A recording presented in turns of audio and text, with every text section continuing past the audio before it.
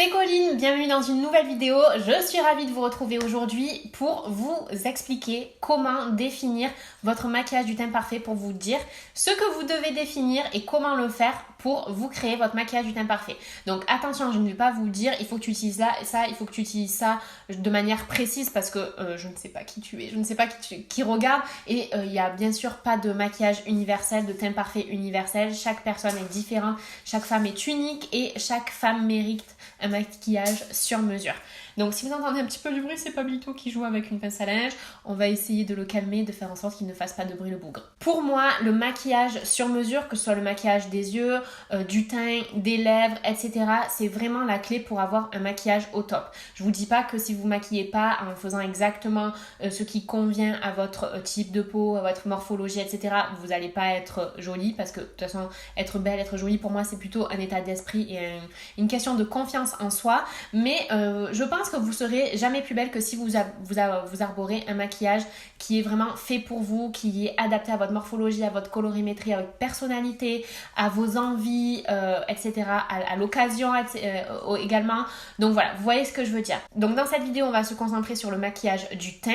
Si ça vous intéresse que je fasse ça pour le maquillage des yeux ou pour autre chose, n'hésitez pas à le mettre dans les commentaires.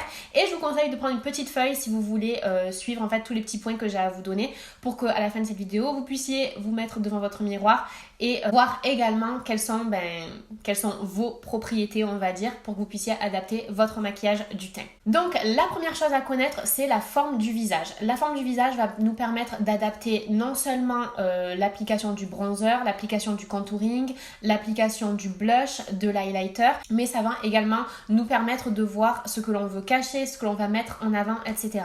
Donc j'ai un article qui va vous permettre de définir votre forme de visage. Vous retrouverez toutes les ressources que je vais vous donner dans cette vidéo dans la barre d'infos juste en dessous, donc n'hésitez pas à aller la consulter. Je vous link un article vers mon blog où vous allez pouvoir définir la forme de votre visage en 4 questions.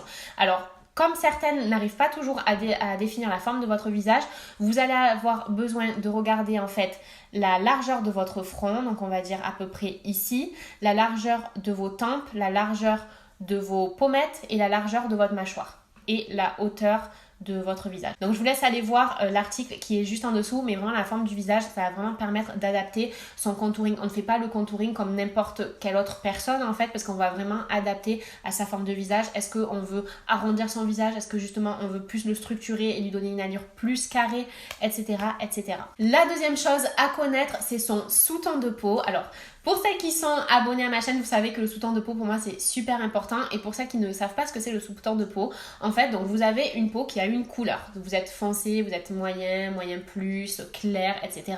Vous avez, votre peau a une couleur, mais en plus de cette couleur, elle a un sous-ton.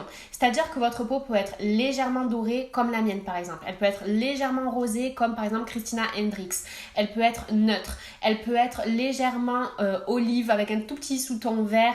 Elle peut avoir un sous-ton plutôt rouge par exemple pour les peaux noires. Elle peut avoir un sous-ton... Voilà, il y a beaucoup de sous-tons différents, mais disons que pour faire simple, on va considérer qu'il y a les sous-tons chauds, donc les sous-tons dorés par exemple, les sous-tons froids, les sous-tons rosés et les sous-tons neutres. Donc où on n'a pas vraiment en fait ni de teinte rose ni de teinte jaune, on est plutôt neutre. Donc ça, c'est une question qui est super importante à connaître, parce que le sous-ton, en fait, c'est ça qui va vous permettre de choisir les bonnes couleurs. Que ce soit les couleurs pour vos vêtements, les couleurs que vous allez appliquer sur votre maquillage des yeux, des couleurs que vous allez appliquer pour votre maquillage des lèvres, ou encore le blush, l'highlighter et toutes les couleurs, en fait, même la teinte du bronzer que vous allez appliquer, il va vraiment falloir qu'elle soit en adéquation avec votre sous-ton de peau. Donc, par exemple, moi, j'ai un sous-ton chaud, j'ai un sous-ton qui est assez jaune, donc je vais mettre des produits de maquillage qui ont tous un sous-ton chaud, parce que c'est ce qui va le mieux m'aller et le mieux me mettre en valeur en fait. Donc pour définir votre sous-ton de peau, je l'ai dit déjà plusieurs fois, donc pour ceux qui connaissent ma chaîne, vous savez exactement comment on fait. Il y a plusieurs techniques en fait. Donc vous pouvez regarder les veines que vous avez au niveau du poignet, parce que là la peau est assez fine, et vous regardez. Si vous avez une majorité de veines vertes, ça veut dire que votre peau elle agit comme un filtre, et Si vous avez les veines vertes, c'est que vous avez un sous-ton chaud, jaune, voilà. Si vous avez les veines plutôt bleues, c'est que vous avez un sous-ton froid. Si vous avez un petit peu des deux, il y a des chances que vous soyez neutre. Vous pouvez aussi voir par rapport aux bijoux, qu'est-ce qui vous met le mieux en valeur. Est-ce que ce sont les bijoux dorés? Est-ce que ce sont les bijoux argentés? Si ce sont les bijoux dorés, vous avez un sous-ton chaud. Si ce sont les bijoux argentés, ce sont les sous-tons froids. Et si les deux vous vont bien, c'est qu'il y a des chances que vous ayez un sous-ton neutre. Essayez de voir face au miroir d'un œil objectif ce qui vous va le mieux, ce qui a l'air de mieux vous mettre en valeur. Vous pouvez également faire pareil en portant vous savez, en mettant des tissus argentés ou un tissu doré. Vous mettez comme ça devant le miroir et vous regardez ce qui vous met le mieux en valeur. Alors je trouve que c'est vraiment la meilleure solution de regarder, d'essayer d'avoir un œil objectif, ou alors même regarder dans vos fonds de teint ce qui vous vend le mieux. Vous regardez s'ils ont une petite sous-teinte jaune ou une petite sous-teinte rose ou une sous-teinte neutre. Donc voilà, à mon avis c'est ce qui est le mieux en fait pour définir votre sous-ton de peau. Si vous n'y arrivez pas, j'ai créé un petit quiz qui va pouvoir vous aider à définir votre sous-ton de peau, et je vous le mets encore une fois juste en dessous dans la description de cette vidéo. Ensuite, il va falloir connaître également votre type de peau, parce que selon votre type de peau, vous n'allez pas utiliser le même type de produit. Si par exemple vous avez la peau grasse, vous allez utiliser des produits en poudre, parce que la poudre ça va absorber le sébum et ça va donner un effet beaucoup plus naturel que si vous mettez un fond de teint liquide et qui va couler sur la journée. À l'inverse, si vous avez la peau sèche, il va falloir que vous utilisiez des textures plutôt crème, plutôt hydratantes, pour éviter de faire ressortir le côté rugueux de la peau. Si vous avez la peau normale, plutôt un produit liquide, parce que c'est ce qui va donner un effet beaucoup plus naturel. Donc pour définir votre type de peau, j'ai également un petit guide que vous pouvez télécharger gratuitement. Je vous le mets dans la barre d'infos encore une fois, et ça va vous permettre de non seulement définir votre type de peau, mais aussi ça va vous permettre de voir en fait quels soins il va falloir que vous appliquez sur votre peau en fonction de son type pour en prendre soin.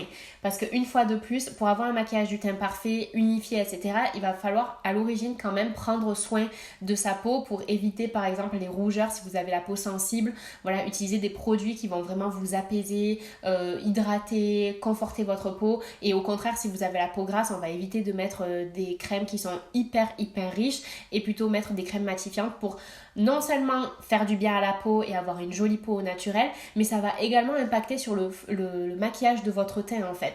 Parce que si vous avez un soin qui n'est pas adapté à votre peau, par exemple si vous avez la peau grasse et que vous avez une crème hydratante trop riche, votre maquillage ne va pas tenir sur la journée. Même si vous mettez une poudre, ça va avoir un résultat moins joli que si vous appliquez des soins qui correspondent vraiment à votre peau. Donc le type de peau il est super important, non seulement dans le choix des produits de maquillage que dans le choix des produits de soins. Donc le type de peau indispensable, je vous laisse aller télécharger dans la barre d'infos le petit guide dont je vous parle. Ensuite, il va falloir avoir un œil honnête sur l'état de sa peau, parce qu'on est nombreuses à faire tout un drame de pas grand chose. On a 3 boutons, on se dit non et tout, j'ai trop de boutons, c'est horrible, nanana, alors que en fait c'est 3-4 boutons et on peut très bien les corriger facilement en mettant un tout petit peu d'anti-cerne ou en mettant un petit peu de correcteur. Si jamais vraiment vous avez un bouton rouge que vous n'arrivez pas à cacher, etc., vous pourrez mettre un correcteur vert avant de mettre votre fond de teint, et comme ça vous allez pouvoir annuler la couleur et avoir un joli résultat naturel. Mais l'état de sa peau il est vraiment super important, parce que on a tendance à mettre trop de produits pour ce dont on a vraiment besoin. Par exemple, on peut avoir quelques boutons sur la mâchoire, mais on n'est pas obligé par exemple de se mettre un fond de teint couvrant sur tout le visage. Vous pouvez très bien mettre un fond de teint qui a un fini naturel, pas hyper couvrant sur le visage, et revenir en fait cacher au cas par cas vos boutons pour avoir un effet beaucoup plus naturel. Donc il va falloir avoir un œil honnête. Est-ce que vous avez vraiment besoin d'un produit avec de la couvrance, ou vous avez juste besoin d'unifier votre teint? Est-ce que vous avez un joli teint et des cernes marquées? Donc là peut-être il vous faudra un correcteur orangé et ensuite appliquer un anti-cerne, mais vous n'aurez pas forcément besoin d'appliquer 3 tonnes de maquillage partout.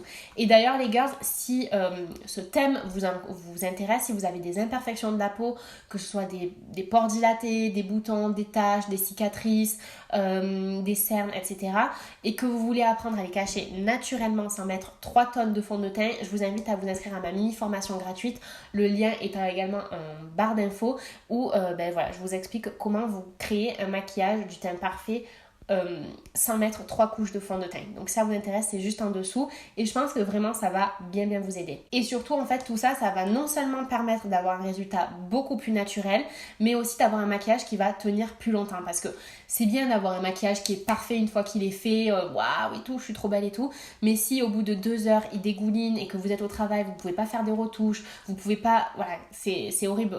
On a toutes connu ça, on est super belle en partant de la maison, mais le soir à 6 heures quand on rentre du travail, c'est comme si on avait pris une averse en fait sur le visage, il n'y a plus rien, c'est pas du tout joli ni rien. Donc vraiment connaître ces points-là, ça va vous permettre de vous faire un maquillage qui est 100% sur mesure, qui non seulement va être adapté à votre morphologie, à votre colorimétrie et vous mettre en valeur du mieux possible, mais en plus il va tenir toute la journée avec un joli effet naturel. Donc j'espère que vous avez bien pris des notes les girls pour que vous puissiez adapter votre maquillage dès demain. N'hésitez pas à aller voir dans la barre d'infos toutes les ressources dont je vous ai parlé et justement la semaine prochaine je vous montrerai comment ça se transcrit de faire ce maquillage idéal, on va dire, ce maquillage du teint sur mesure, et je vais vous montrer sur moi et vous expliquer étape par étape qu'est-ce que je fais, quel produit j'utilise, où je le place, pourquoi, etc. pour vous inspirer, j'espère, à vous créer votre maquillage sur mesure également et pour que vous puissiez voir en fait, entre guillemets, la réflexion qu'il faut avoir pour se créer ce maquillage du teint sur mesure qui a un effet naturel, qui cache vos imperfections et pour toute la journée. Donc si vous voulez me voir faire ma routine sur mesure du teint avec des explications détaillées, je vous laisse vous abonner, cliquer la cloche juste à côté pour être informé dès que cette vidéo sort. Et pensez à cliquer sur j'aime si cette vidéo aussi vous a été utile. Moi je vous fais de gros bisous et je vous dis à mercredi prochain. Bisous les girls!